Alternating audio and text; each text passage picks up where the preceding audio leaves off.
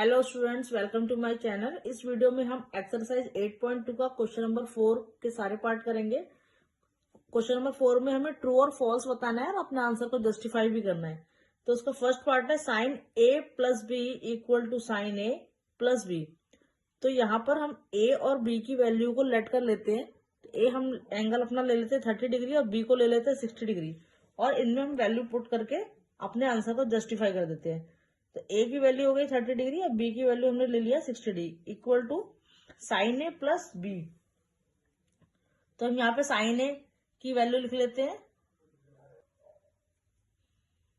Sign 30 degree plus sine 60 degree. 30 और 60 को हम प्लस करते हैं तो हमारा आ जाता है 90 डिग्री और यहाँ पर 30 डिग्री की वैल्यू को हम पुट कर लेते हैं तो वो होती है हमारी 1/2 और साइन 60 डिग्री की वैल्यू होती है हमारी √3/2। साइन 90 डिग्री की वैल्यू होती है हमारी 1 इक्वल टू 1/2 प्लस √3/2। यहाँ हमें क्लियरली दिखाई दे रहा है कि हमारा 1 इक्वल टू 1/2 प्लस √3/2 के इक्वल नहीं है, तो ये नॉट इक्वल हो जाता है। तो यहाँ पर ये हमारा आंसर जो है वो फॉल्स हो जाता है। अब हम क्वेश्चन नंबर 4 का सेकंड पार्ट देख लेते हैं। The value of sine theta increases as theta increases. Question कह रहे हैं कि साइन थीटा की वैल्यू इंक्रीज होती रहती है जैसे जैसे थीटा इंक्रीज होता है। तो हम ट्रिग्नोमेट्रिक टेबल में देख लेते हैं। साइन थीटा की वैल्यू 0 डिग्री पर होती है 0, 30 डिग्री पर हो जाती है 1/2, 45 डिग्री पर हो जाती है 1/√2, 60 डिग्री पर हो जाती है √3/2 और 90 डिग्री में हो जाती है 1। तो हम देख सकते हैं क्लियरली कि जैसे जैसे हमारा थीटा इंक्रीज हो रहा है वैसे वैसे हमारी साइन की वैल्यू भी इंक्रीज हो रही है। जैसे 0 डिग्री पे 0 थी और देखिए 90 डिग्री पे जाकर वो 1 हो गई, तो ये हमारा आंसर ट्रू हो जाता है। अब हम उसका थर्ड पार्ट देख लेते हैं। The value of cos theta increases as theta increases. यहाँ पर भी सेम ऊपर वाले क्वेश्चन की तरह ही बोल रहे हैं कि कॉस थीटा की वैल्यू जो है वो इंक्रीज होती रहती है जैसे जैसे हमारा थीटा इंक्रीज होता है।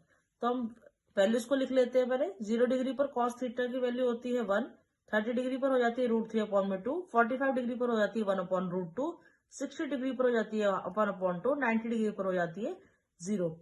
तो यहाँ पर वैल्यू हमारी कम होती जा रही है। 0 डिग्री पर वो 1 थी, 60 डिग्री पर वो हाफ हो गई और 90 डिग्री पर वो 0 हो गई। तो ये हमारा इसका आंसर हो जाता है हमारा फॉल्स। अब हम क्वेश्चन नंबर 4 का फोर्थ पार्ट देखेंगे।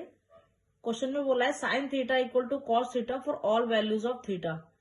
साइन थीटा की वैल्यू कॉस थीटा के इक्वल होगी सभी थीटा की वैल्यू के लिए। तो ये बिल्कुल फॉल्स है। इसको हम जस्टिफाई कर लेते हैं। अगर हम साइन 30 डिग्री लेते हैं और कॉस 30 डिग्री लेते हैं तो साइन 30 डिग्री की वैल्यू होती है 1/2 और कॉस 30 डिग्री की होती है √3/2। तो ये हमें इक्वल नहीं दिख रहा है, तो ये हो जाता है हमारा आंसर फॉल्स।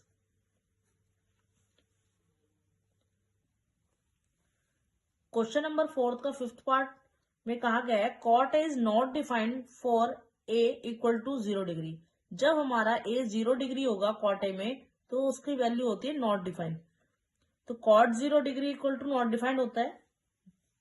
कॉट 0 डिग्री की वैल्यू होती है 1/0। तो 1/0 हमारा नॉट डिफाइंड के ही इक्वल होता है। तो हमारा इसका आंसर आ जाता है ट्रू।